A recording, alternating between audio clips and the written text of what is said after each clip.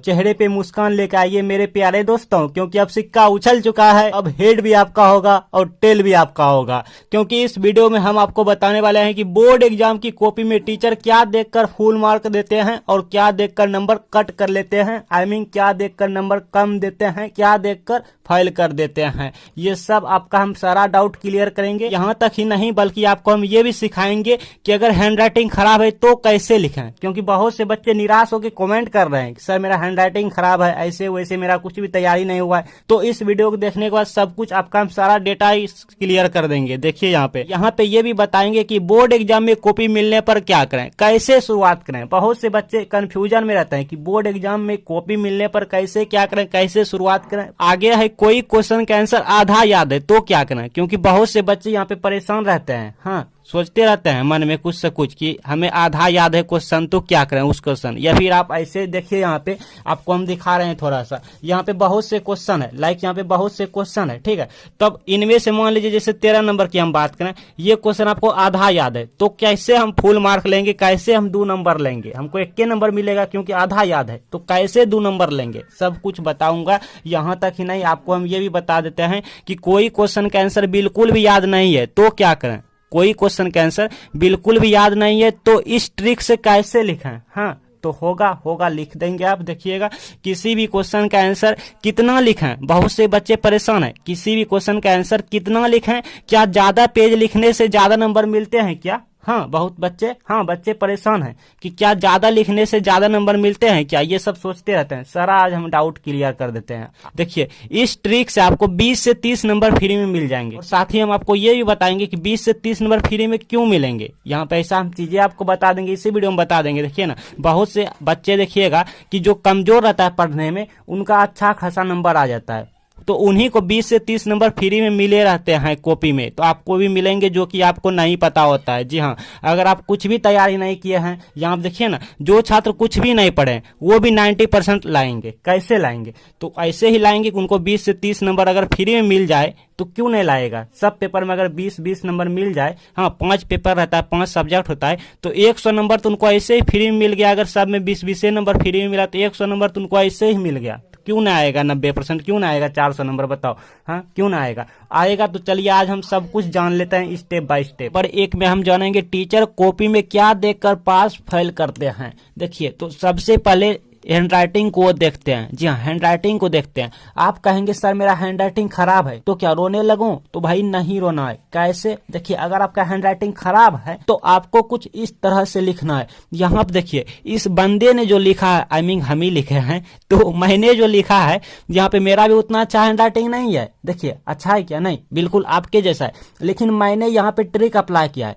Trick यही है कि देखिए, पहले तो मैंने साफ साफ लिखा है, उसके बाद अब साफ साफ कैसे होगा, साफ साफ तब होगा जबकि यहाँ पे 2 वर्ड है, जैसे आवेश और को, इन दोनों के बीच देखिए कितना खाली जगह है। हाँ, एक पेन की हमारा यहाँ पे खाली जगह है। फिर को और ना के बीच देखिए कितना खाली हम छोड़े हैं। फिर ना और तो के बीच देखिए कितना खाली छोड़े हैं। फिर तो और उत्पन्न के बीच देखिए हम कितना खाली छोड़े हैं, कितना खाली छोड़े हैं। तो इस तरह से अगर आप खाली छोड़ के लिखते हैं तो आपका हैंडराइटिंग देखने में सुंदर लगेंगे, अच्छे लगेंगे, अट्रैक्टिव लगेंगे। आप एक बार कोशिश कीजिएगा, इतना खाली खाली लिख के देखिएगा कितना अच्छा लगेंगे देखने में। देखिए, सब में हम छोड़े हैं जगह। तो इस तरह से आपको सुंदर सुंदर लिखना है। अब कट क्रॉस कहीं नहीं करना है। बाय चांस पहले मेरे ध्यान से बातों को सुनिए। अगर हम ज्यादा लिखे हैं, अब बीच में कोई वर्ड गलती हो जाता है तो उसको आपको कट नहीं करना है, छोड़ देना है। क्यों, क्योंकि भीड़ में है ना, बहुत से शब्दों के भीड़ में है, बहुत से शब्दों के बीच में है, तो एग्जामिनर उतना अच्छा से ध्यान नहीं देंगे, उसको कट क्रॉस नहीं करेंगे। नहीं तो अगर कट क्रॉस करेंगे तो एग्जामिनर को उसी पे फोकस करेंगे, नजर पड़ेंगे, वो समझ जाएंगे बच्चे ने गलती किया है। लेकिन अगर आप कट क्रॉस कुछ भी नहीं करते हैं तो वो समझ नहीं पाएंगे, पकड़ नहीं पाएंगे। लेकिन अगर स्टार्टिंग के 1-2 लाइन में कहीं आपका मिस्टेक हुए हैं तो आपको सिर्फ एक दाव इस तरह से, एक जैसे मान लीजिए हमारा मिस्टेक हुआ तो एक दाव इस तरह से, एक दाव पेन से इसे कट करना है। ठीक है, ज्यादा आपको इस तरह से गिजमिज, ज्यादा ओवर राइटिंग नहीं करना है। क्लियर। अब बात कर लेते हैं सादा पेज। आप कहेंगे सर अगर एग्जाम में मुझे कुछ भी नहीं आता तो क्या सादा पेज छोड़ दूं।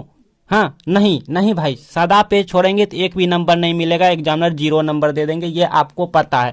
तो आप कहेंगे तो सर तो मैं क्या करूं, अगर सादा पेज हम छोड़ देंगे तो मैं क्या करूं सर, इसके अलावा कोई उपाय? तो भाई उपाय है, तो इसलिए तो ये हम वीडियो बना रहे हैं ना, उपाय के लिए तो ये वीडियो बना रहे हैं, आप बने रहिए वीडियो पर अंत तक। और उसके बाद है कि क्या देखकर पास फेल करता है, तो वो बोर्ड कॉपी की सही तरीके की वो देखता है। जी हाँ, अगर आप बोर्ड कॉपी की सही तरीके से ना लिखे रहेंगे, अगर आप बोर्ड कॉपी को सही तरीके से ना लिखे रहेंगे तो फिर आप समझ रहे हैं, आपका नंबर कट कर लेंगे। एग्जामिनर को सोचने नहीं होंगे नंबर कट करने के लिए। हम बार बार कहते हैं लिखो ऐसा कि एग्जामिनर को एक बार नहीं 1000 बार सोचने पड़ जाए नंबर कट करने के लिए। अब कहेंगे सर बोर्ड एग्जाम की कॉपी क्या होता है सही तरीका लिखने की, तो इस पर हम स्पेशल वीडियो बना दिए हैं, इसी वीडियो के एंड स्क्रीन पे हम दे देंगे आपको, ठीक है। तो थोड़ा सा आपको हम डेमो अगर दिखाऊं तो देख लीजिए आप, डेमो आपको हम दिखा देते हैं बोर्ड एग्जाम की कॉपी लिखने की सही। देखिए सबसे पहले यहाँ पे लिखेंगे खंड ब जो भी होगा, फिर लिखेंगे लघुत्तरीय प्रश्न, ब्लैक पेन अंडरलाइन अंडरलाइन। आप थोड़ा जल्दी जल्दी देख लीजिए प्रश्न 1, क्योंकि इस पर स्पेशल वीडियो बना दिए हैं, प्ले लिस्ट देंगे एनबी स्क्रीन पे, आप देख लीजिएगा।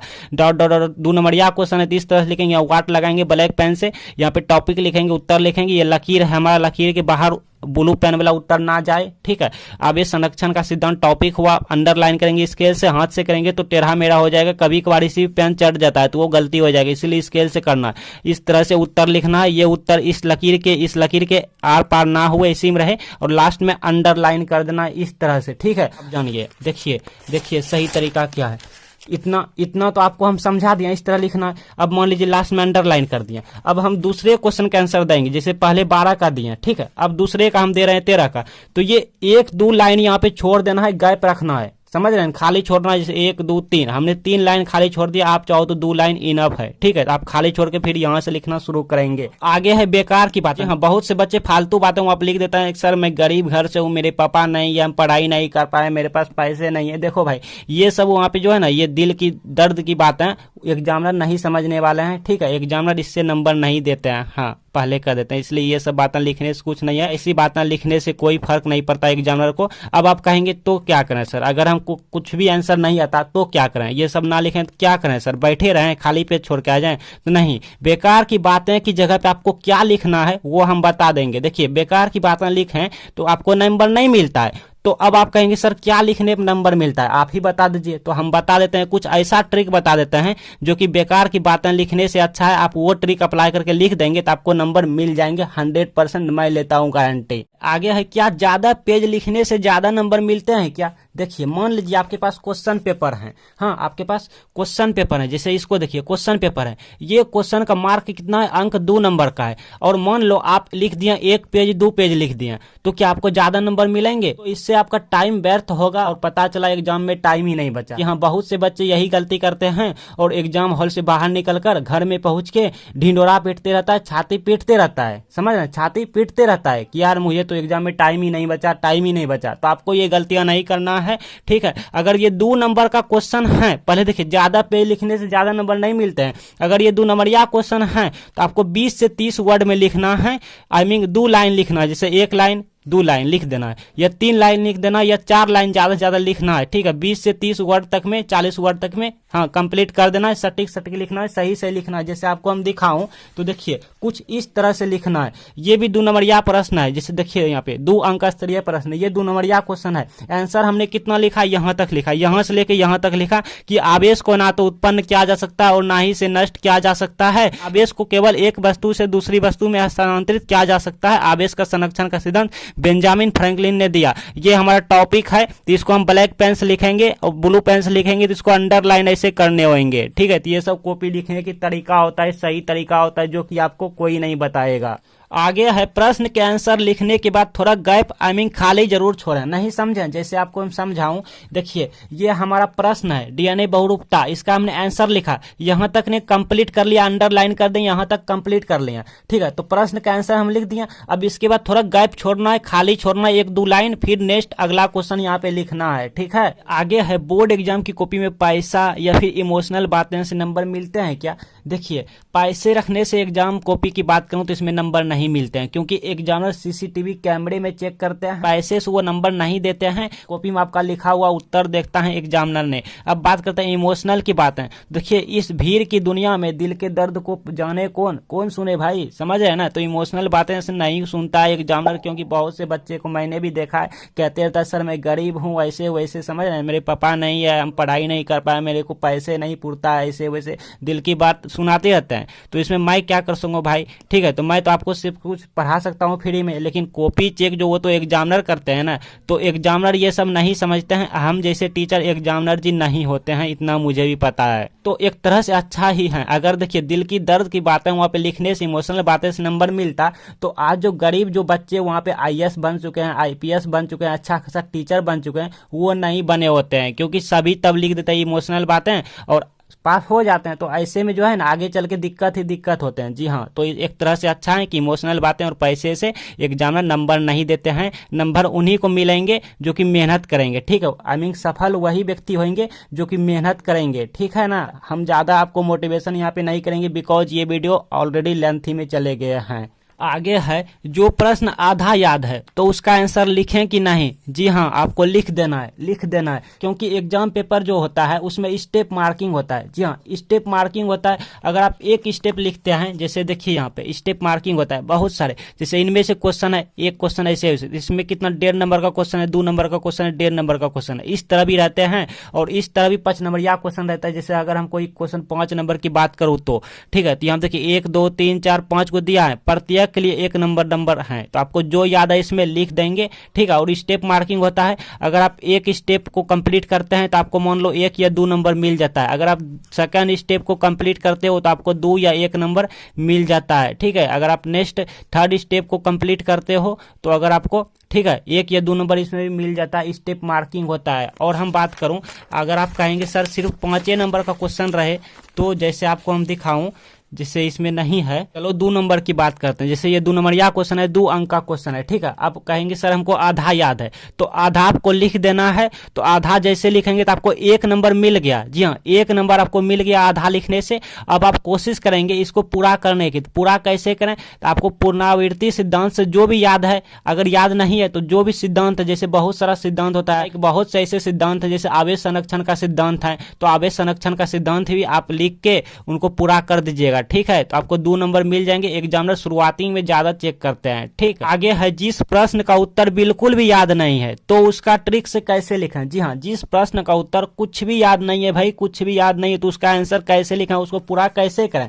जैसे मान लीजिए आपको हम क्वेश्चन दिखाऊं, डीएनए बहुरूपता से आप क्या समझते हैं, सपोज दैट हमको कुछ भी याद नहीं है, तो इसका आंसर कैसे पूरा करें। तो सबसे पहले आपको क्या करना, इसी से रिलेट आई मीन मिलता जुलता जो आपको याद है, जैसे डीएनए है तो डीएनए टॉपिक है, तो डीएनए से आपको मिलता जुलता, जैसे डीएनए क्या है, डीएनए फिंगरप्रिंट, और भी डीएनए के बारे में, डीएनए की संरचना, आपको कुछ भी अगर डीएनए संबंधित याद है तो आपको लिख देंगे। अगर वो भी याद नहीं है, ध्यान से सुनिए मेरी बात को, अगर वो भी याद नहीं है, आई मीन डीएनए रिलेटेड कुछ भी याद नहीं है, तो आप किसी दूसरे क्वेश्चन का लिख सकते हैं। अगर वो भी याद नहीं है तो आप इधर ऑब्जेक्टिव में आएंगे, ऑब्जेक्टिव में आएंगे, देखेंगे डीएनए रिलेटेड कुछ पूछा है क्या, अगर पूछा है तो सही है, नहीं पूछा है तो कुछ और। देखिए यहाँ पे पूछ दिया है डीएनए में नाइट्रोजनीकरण क्षार, तो पूछ दिया है, तो अब इसी को उठा के यहाँ से यहाँ तक लिख देंगे आप, ठीक है। अगर नहीं मिलता तो किसी और दिमाग लगा के आप किसी दूसरे क्वेश्चन का आंसर लिख देते हैं। ऐसा मैं इसीलिए बोल रहा हूं कि बहुत से बच्चे क्या करते हैं, बेकार की बातें लिख देते हैं, जैसे लव स्टोरी लिख देते हैं, शायरी वगैरह लिख देते हैं, गालियां लिख देते हैं, सर को टीचर को कसम दे देते हैं, सर मैं गरीब परिवार से हूँ, समझ रहे हैं, ऐसे वैसे,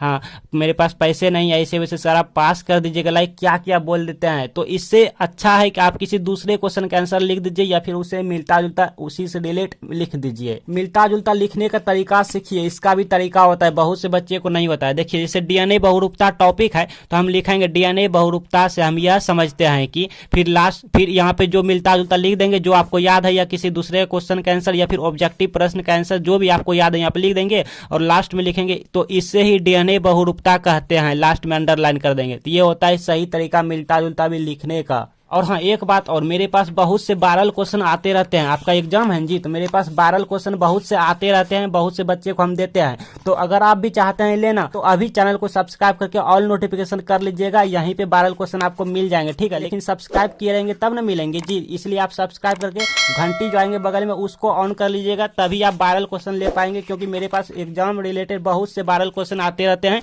सब के सब क्वेश्चन ओरिजिनल वाले आते हैं, ठीक है। बहुत से बच्चे को हम देते हैं, तो आप भी सब्सक्राइब करके हमसे लीजिएगा एग्जाम के टाइम। तो अगर आप सब्सक्राइब नहीं करेंगे तो वायरल क्वेश्चन नहीं ले पाएंगे, इसलिए सब्सक्राइब कर लीजिएगा, वायरल क्वेश्चन मिल जाएंगे, नहीं तो आप ही को घाटा लगेगा। अच्छा, अब बात करते हैं बचे समय में बोर्ड एग्जाम की तैयारी कैसे करें। तो सबसे पहले आपको 100% स्टडी पे ध्यान देना है, ठीक है। वो एप्लीकेशन, वो वेबसाइट पे नहीं जाना है जो कि आपका पढ़ाई से संबंधित, पढ़ाई से रिलेटेड नहीं हो, जैसे इंस्टा, फेसबुक और भी बहुत सारे हैं। सभी सब्जेक्ट को पढ़ना है, क्वेश्चन बैंक से इंपॉर्टेंट क्वेश्चन को पढ़ना है, मॉडल पेपर छोड़ना नहीं है, माइंड पॉइंट, माइंड टॉपिक याद रखें, जरूर पढ़ें और रिवीजन करना है, रिवीजन करने नहीं छोड़ना है, नहीं भूलना है। वायरल क्वेश्चन लेने के लिए सब्सक्राइब करके रखें। जी हाँ, अगर आप चाहते हैं आप कोई वायरल पेपर चाहिए, वायरल क्वेश्चन चाहिए एग्जाम के टाइम, तो सब्सक्राइब करके अभी से रखें, ऑल नोटिफिकेशन करके, तभी आप ले पाएंगे। और आप जानना चाहते हैं कि बोर्ड एग्जाम की कॉपी लिखने की सही तरीका क्या है, तो आपके एंड स्क्रीन पे यहाँ पे आ रहे हैं, आप इस प्लेलिस्ट में जाके सीख लीजिए कि बोर्ड एग्जाम की कॉपी लिखने का सही तरीका होते क्या है।